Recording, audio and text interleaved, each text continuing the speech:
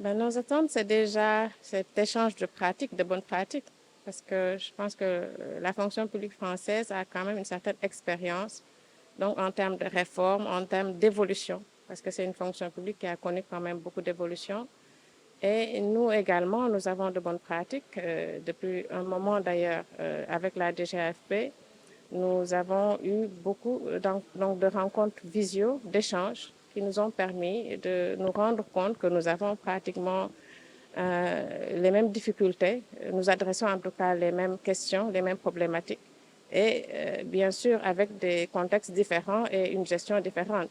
Donc, leur expérience peut nous permettre, nous, également, d'adresser ces mêmes questions-là, donc, selon notre contexte et peut-être d'entamer également la nouvelle réforme du droit de la fonction publique que le ministère a entamé depuis quand même quelques années. Les défis de cette nouvelle réforme, c'est déjà la problématique aujourd'hui que nous allons examiner, l'évaluation.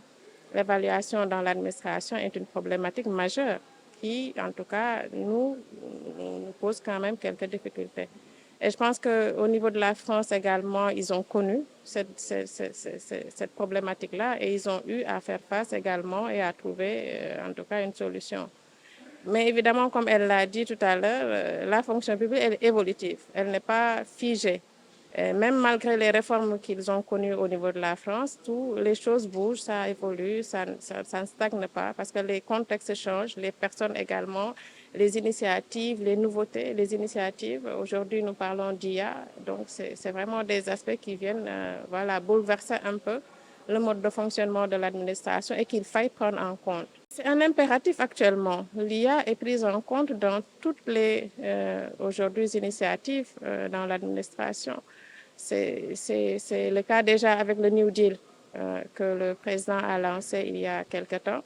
L'IA est au cœur justement donc, de toutes les initiatives de l'administration et forcément de la fonction publique. Déjà avec la digitalisation donc des procédures qui entrent dans la modernisation de l'administration, toutes les administrations sont obligées aujourd'hui de simplifier et de digitaliser les procédures et l'IA vient en tout cas en appui pour améliorer davantage, en tout cas, le travail dans les administrations. Cette rencontre dont je remercie très sincèrement les autorités sénégalaises de leur accueil et de l'organisation de ce séminaire, cette rencontre a pour objectif d'échanger entre les autorités françaises et les autorités sénégalaises sur notre modèle de fonction publique pour voir ensemble comment il évolue, quels sont les enjeux auxquels il est confronté et quelles sont les réponses que nous pouvons apporter ensemble en échangeant sur nos bonnes pratiques, sur nos interrogations et sur nos perspectives d'évolution. Ce séminaire s'inscrit dans le cadre d'une coopération très solide et très ancienne entre la France et le Sénégal en matière de fonction publique. Et nous attendons beaucoup des échanges qui auront lieu au cours de cette matinée, ainsi d'ailleurs que des réunions qui auront lieu par la suite, puisque nous restons ici avec la délégation de journée entière. Et je suis ravie de pouvoir participer à ce moment important de notre coopération. Alors les attentes, elles sont partagées entre la France d'une part, ce que nous on en attend, et les autorités sénégalaises auquel il appartient de dire quelles sont ses propres attentes. Pour ce qui nous concerne, nous sommes convaincus que les actions de coopération internationale que nous conduisons sont de nature à enrichir nos réflexions sur l'évolution de notre modèle de fonction publique. Nous sommes convaincus que nous ne détenons pas la vérité, même si on a une fonction publique qui, pour beaucoup, peut être considérée comme un modèle. Ce modèle, il évolue, il a besoin d'évoluer. Et c'est en confrontant nos points de vue avec les autorités, par exemple ici du Sénégal, que nous pouvons peut-être identifier les points d'évolution, les questions que nous nous posons et sur lesquelles peut-être nous disons, bah, tiens, finalement, c'est partagé avec d'autres et peut-être qu'on est sur la bonne voie, ou au contraire, au regard d'autres contextes, on n'est pas dans les mêmes problématiques et donc chacun et chacune peut évoluer comme il le souhaite ou en fonction de ses propres contraintes et de ses propres objectifs. Ça fait partie, bien sûr, d'une évolution majeure Donc, je ne suis pas du tout sûre qu'on l'ait vu venir et qui se développe à une allure absolument incroyable. Et donc, si on n'essaie pas de prendre en compte cette évolution dans nos pratiques, elle va nous déborder. Parce que ce que l'on sait aujourd'hui, c'est que les agents publics, par exemple en France, utilisent déjà l'intelligence artificielle dans leur pratique professionnelle, dans leur vie professionnelle. Il faut que nous, on soit en situation de leur dire en quoi, de dire en quoi cette utilisation est bénéfique, ce qu'elle peut apporter, ce sur quoi aussi il faut qu'on soit attentif, parce que la fonction publique, c'est pas n'importe quelle activité, et donc il y a un certain nombre de respects de valeurs, de principes qu'il faut vérifier quand on a recours à ce type d'outils.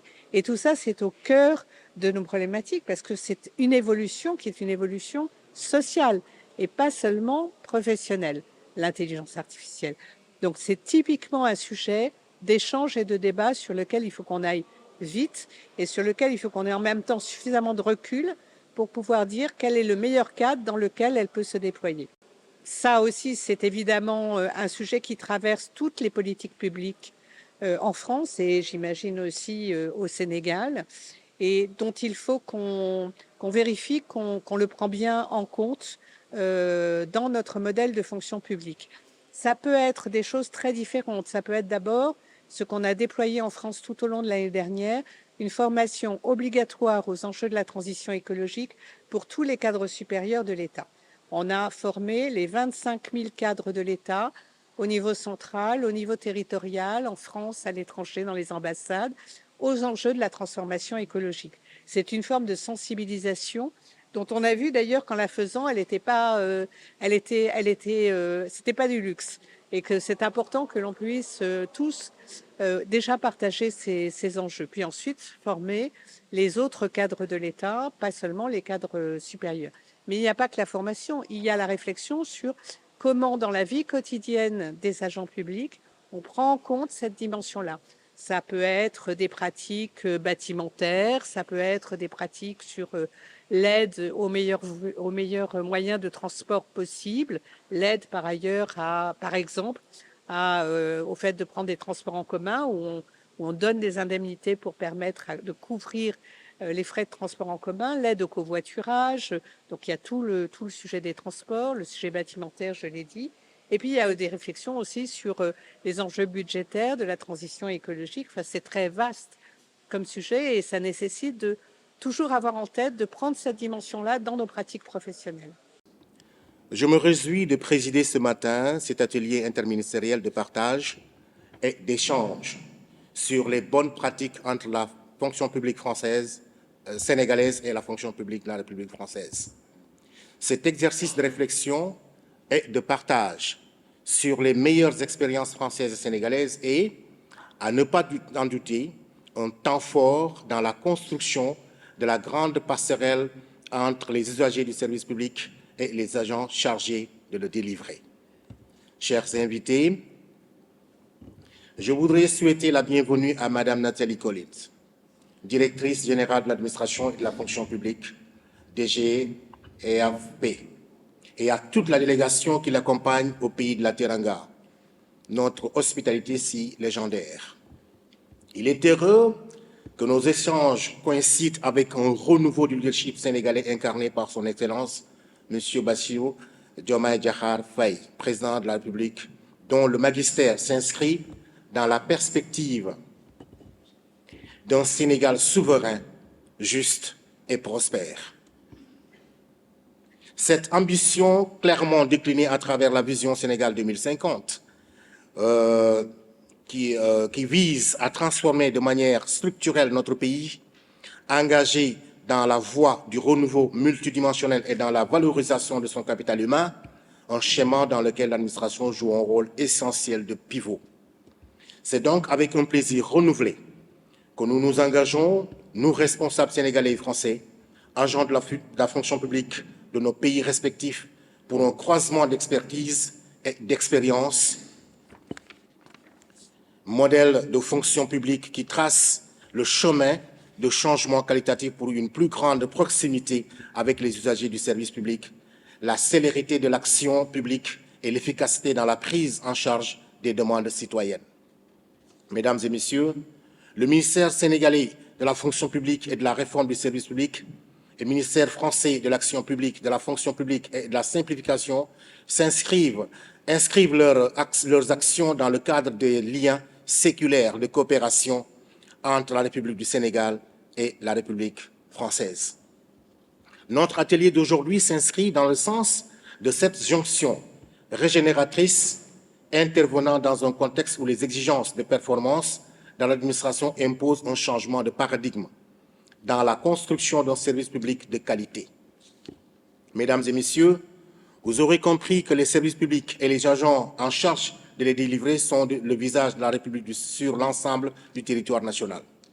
Ils sont à la fois le miroir des besoins de notre société et le moteur indispensable à sa transformation. C'est pourquoi c'est dans nos administrations qu'il nous faut chercher l'énergie et la modernité nécessaires, non seulement pour qu'elles s'adaptent en permanence aux attentes des usagers, mais aussi pour qu'elles insufflent de grands progrès pour eux.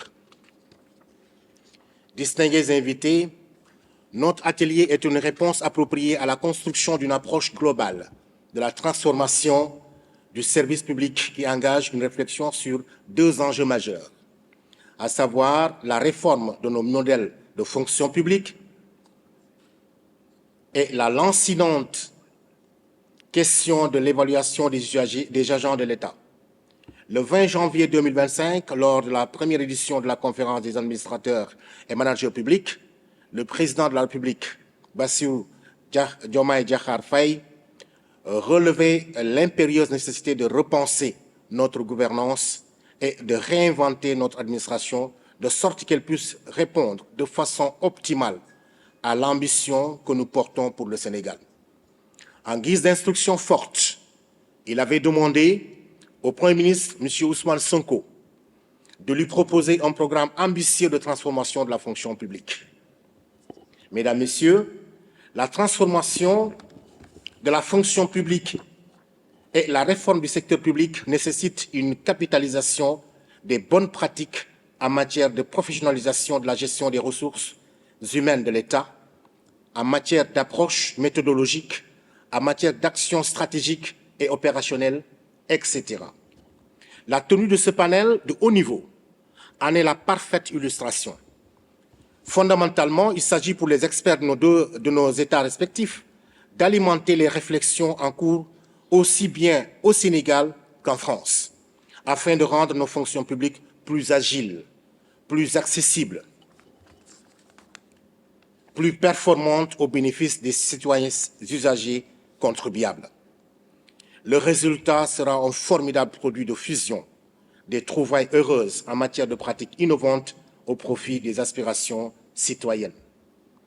En souhaitant plein succès à vos échanges, je déclare ouvert au nom de M. Olivier Boucal, ministre de la fonction publique et de la réforme du secteur public, le présent atelier de partage.